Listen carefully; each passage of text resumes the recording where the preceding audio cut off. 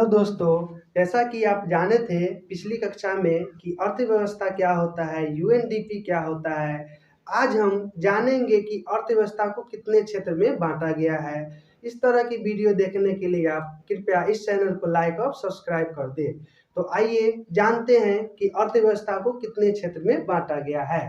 अर्थव्यवस्था को मुख्यतः 3 क्षेत्र में बांटा गया है। पहला है प्राथमिक क्षेत्र, दूसरा है द्वितीयक क्षेत्र, तीसरा है तृतीयक क्षेत्र। तो आइए जानते हैं कि अर्थव्यवस्था को कितने क्षेत्र में बांटा गया है।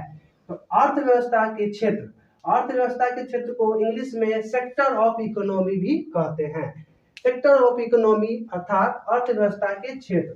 तो अर्थव्यवस्था के क्षेत्र में पहला है प्राथमिक क्षेत्र, इसे इंग्लिश में प्राइमरी सेक्टर भी कहते हैं। तो आइए जानते हैं कि प्राथमिक क्षेत्र होता क्या है। प्राथमिक क्षेत्र अर्थात कृषि से रिलेटेड जितना भी क्षेत्र होता है सब प्राथमिक क्षेत्र में आता है। प्राथमिक क्षेत्र में जैसे इसके अंतर्गत कृषि से जुड़ी हुई सभी वस्तु आती है, जैसे खेती कृषि से जुड़ा हुआ है, पशुपालन भी कृषि से जुड़ा हुआ है, मत्स्य पालन, पोल्ट्री, खनन, वृक्षों की कटाई और कृषि क्षेत्र सभी का सभी किस में आएगा? प्राथमिक क्षेत्र में आता है। प्राथमिक क्षेत्र में आजादी से पहले इनका योगदान सबसे ज्यादा था, क्योंकि उस समय सभी लोग किस पर निर्भर करते थे? कृषि पर निर्भर करते थे। तो आजादी से पहले प्राथमिक क्षेत्र का योगदान सबसे ज्यादा था।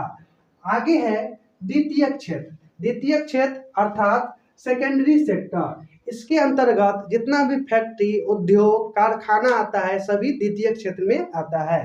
द्वितीयक क्षेत्र में कौन कौन से और चीज आते हैं? जैसे इसे विनिर्माण क्षेत्र भी कहते हैं। इसके अंतर्गत उद्योग, निर्माण कार्य, कपड़ा उद्योग, खनिज उद्योग, ये सभी क्या किस में आते हैं? द्वितीयक क्षेत्र में आते हैं। द्वितीयक क्षेत्र के बाद आता है तृतीयक क्षेत्र, इसे टर्शियरी सेक्टर भी कहते हैं। इसे सेवा क्षेत्र भी कहा जाता है, यानी जो भी चीज हमको सेवा प्रदान करता है सभी तृतीयक क्षेत्र में आता है। आगे है इसमें तो सेवा क्षेत्र में कौन कौन सी वस्तु आती है? जैसे परिवहन से भी हमको सेवा प्रदान मिलता है। बैंक, संचार व्यवस्था, टेलीकॉम सेक्टर और पुलिस, ये सभी क्या करते हैं? लोगों की सेवा करते हैं, इसीलिए इसको क्या कहा जाता है? सेवा क्षेत्र भी कहा जाता है। इसके बाद वर्तमान में जो है जीडीपी में सेवा क्षेत्र का योगदान सबसे ज्यादा है, इसी को तृतीयक क्षेत्र भी कहते हैं। तो सवाल आएगा क्या, तो वर्तमान में कौन सा क्षेत्र जीडीपी में सबसे ज्यादा योगदान करता है? तो उसका नाम क्या है? सेवा क्षेत्र या तृतीयक क्षेत्र। तृतीयक क्षेत्र को ही क्या कहते हैं? सेवा क्षेत्र कहा जाता है। इसके अलावा 2 और क्षेत्र होते हैं जिसे चतुर्थ क्षेत्र और पंचम क्षेत्र के नाम से जाना जाता है, लेकिन मुख्यतः 3 ही गो क्षेत्र होते हैं। प्रथम प्राथमिक क्षेत्र, द्वितीयक क्षेत्र और तृतीयक क्षेत्र ही मेनली होता है, लेकिन इसके अलावा भी 2 क्षेत्र होता है। तो जानते हैं वो 2 क्षेत्र क्या है? चौथा है चतुर्थक क्षेत्र, इसे क्वाड्रिलेटरी सेक्टर भी कहते हैं। इसके अंतर्गत जितना भी रिसर्च से संबंधित लोग सब होते हैं, चाहे एनआरआई जॉब होता है, ये सभी चतुर्थ क्षेत्र में आते हैं। जैसे साइंटिस्ट हो गया, डॉक्टर हो गया, इंजीनियर और एनआरआई, ये सभी किसमें आते हैं? चतुर्थ क्षेत्र में आते हैं। आगे करेंगे पंचमा क्षेत्र। जैसे कि आप जानते हैं कि साइंटिस्ट क्या है, तो जितना भी खोजबीन करता है सब कौन करता है? साइंटिस्ट करता है। डॉक्टर में जो भी चिकित्सा से रिलेटेड है, जो इलाज करते हैं वो सब क्या कहलाते हैं? डॉक्टर है। इंजीनियर जितना भी पुल निर्माण होता है सब इंजीनियर करता है। लेकिन एनआरआई होता क्या है?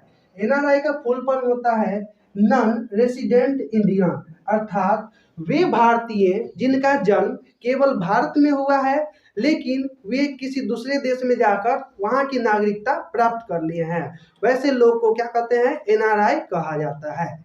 आगे है पंचम क्षेत्र क्या होता है।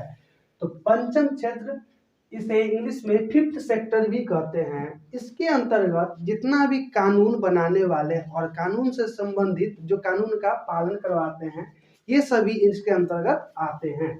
अर्थात all law making people and enforcement agency, यानी इसके अंतर्गत जितना भी कानून बनाने वाले लोग होते हैं और कानून का पालन कराने वाले जो लोग होते हैं ये सब इसके अंतर्गत आते हैं। अर्थात कानून बनाने वाले लोग तथा कानून के प्रवर्तन के लिए जिम्मेदार कोई भी एजेंसी को क्या कहते हैं, इसमें पंचम क्षेत्र के अंतर्गत आता है। आगे है तो पंचम क्षेत्र में कौन कौन आएगा, एमपी आएगा, एमएलए, आईएएस, आईपीएस, जज, ये सभी किसके अंतर्गत आता है, पंचम क्षेत्र के अंतर्गत आता है। एक कंसेप्ट है, कंसेप्ट क्या है कि अगर मेहनत का काम ज्यादा करेंगे तो आमदनी कम होगा, लेकिन उतना ही काम अगर मानसिक रूप से करेंगे तो आमदनी बहुत ज्यादा होता है। तो अर्थात लेबर यानी काम जितना मेहनत करेंगे, शारीरिक काम जितना करेंगे उतना ही इनकम कम होगा, लेकिन जितना मेंटल वर्क करेंगे उतना ही इनकम ज्यादा होता है। तो ये इस कंसेप्ट को, जैसे देखिए एमपीआर ये सब मेंटल वर्क करता है तो इस सब का आमदनी ज्यादा होता है, लेकिन वही रिक्शा चालक, ठेला चालक बहुत काम करता है लेकिन उसका आमदनी क्या होता है, ज्यादा नहीं रह पाता है। दोस्तों, मैं आशा करता हूँ कि आपको अर्थव्यवस्था के सभी क्षेत्र समझ में आया होगा। इस तरह की जानकारी के लिए इस चैनल को लाइक और सब्सक्राइब कर दें।